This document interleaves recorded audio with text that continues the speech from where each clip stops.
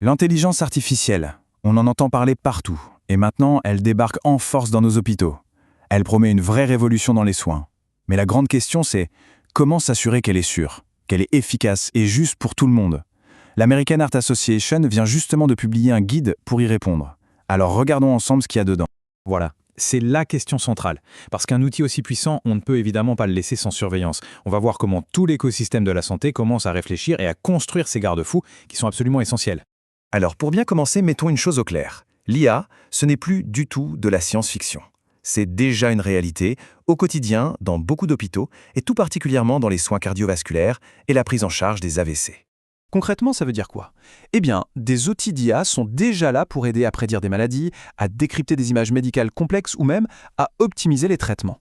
Le potentiel pour améliorer la santé des patients est juste immense. Et c'est ce qui explique pourquoi tout le monde veut l'adopter si vite. Et c'est là qu'on touche au cœur du problème. Écoutez bien cette phrase de la AHA. Elle résume tout parfaitement. La technologie avance beaucoup, beaucoup plus vite que notre capacité à la vérifier et à la réglementer. C'est un vrai décalage. Et ça nous amène à ce qu'on pourrait appeler une véritable crise de l'évaluation. Les hôpitaux sont super enthousiastes. Ils adoptent ces nouveaux outils à tour de bras, mais les mécanismes de contrôle, de sécurité, eux peinent vraiment à suivre le rythme effréné. Pour qu'on se rende bien compte de l'ampleur du phénomène, une enquête de l'American Hospital Association a révélé un chiffre assez dingue. Près de 65%, soit quasiment les 2/3 des hôpitaux américains, utilisent déjà des outils d'IA prédictive. L'adoption est massive, elle est généralisée. Oui, mais et c'est là que ça coince. Tenez-vous bien. Sur tous ces hôpitaux, moins de la moitié ont réellement pris le temps de vérifier si ces fameux outils étaient biaisés envers certains groupes de patients. L'écart entre « on l'utilise » et « on le vérifie » est immense et potentiellement très dangereux. Le problème, c'est que ces lacunes, elles sont partout. Les évaluations, quand elles existent, manquent souvent de rigueur. La question de l'équité est souvent mise de côté. Et les impacts concrets, que ce soit sur le budget ou sur l'éthique, sont très mal mesurés. Forcément, tout ça crée un manque de confiance généralisé.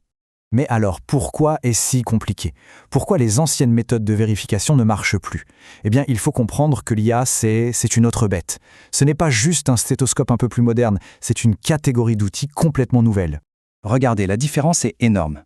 D'un côté, on a l'outil médical classique. Sa logique est claire, on peut la comprendre et sa performance est stable. De l'autre, on a l'outil d'IA qui peut être une boîte noire totale et dont la performance peut changer avec le temps.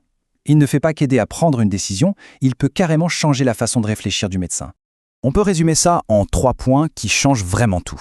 Premièrement, l'opacité. On ne sait pas toujours comment ça marche à l'intérieur.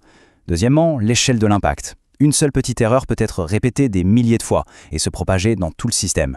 Et enfin, l'interaction avec l'humain. L'IA peut influencer le jugement du clinicien, parfois un peu trop.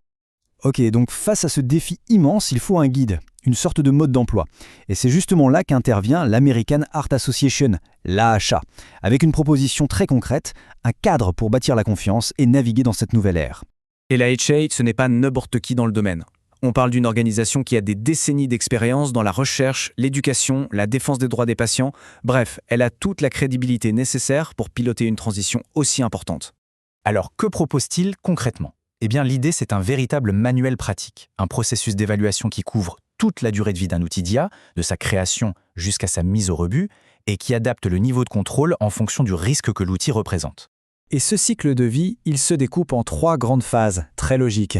Ce qu'on fait avant de lancer l'outil, ce qu'on fait pendant sa mise en service et ce qu'on fait après pour le suivi. L'idée clé, c'est que l'évaluation, ce n'est pas un examen de passage unique, c'est un processus continu. Bon, tout ça c'est bien beau en théorie, mais en pratique, comment ça marche? Eh bien, l'AHA a tout décliné en 4 grands principes directeurs. C'est une sorte de checklist que n'importe quel hôpital peut utiliser pour créer ses propres règles du jeu pour l'IA. Ces 4 piliers, ce sont vraiment la base de tout. D'abord, l'alignement stratégique. Ensuite, l'évaluation éthique. Troisièmement, l'utilité et l'efficacité. Et enfin, la valeur, aussi bien financière que pour la santé. Il s'agit de s'assurer que l'outil coche toutes ces cases. Et ce qui est génial, c'est que ces grands principes, ils se transforment en questions très simples, très directes. Par exemple, au lieu de juste parler d'éthique dans le vide, on se demande « Est-ce que l'outil a été conçu avec des données qui représentent bien toute la population ?»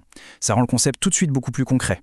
Il y a aussi un concept super important dans ce guide, l'approche proportionnée au risque. Qu'est-ce que ça veut dire? C'est simple, on ne va pas faire passer les mêmes tests à un petit outil qui gère les plannings et à un algorithme hyper complexe qui recommande des médicaments. La rigueur de l'évaluation dépend du danger potentiel. C'est juste du bon sens.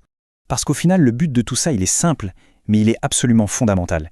Il s'agit de s'assurer que cette technologie incroyable bénéficie vraiment à tous les patients, sans exception, et de manière sûre, juste et durable. Et tout ça, ça nous laisse avec la question qui va nous occuper pendant des années. Alors que l'IA prend de plus en plus de place dans les soins, comment faire pour qu'elle hérite du meilleur de nous-mêmes, de notre éthique, et pas de nos préjugés?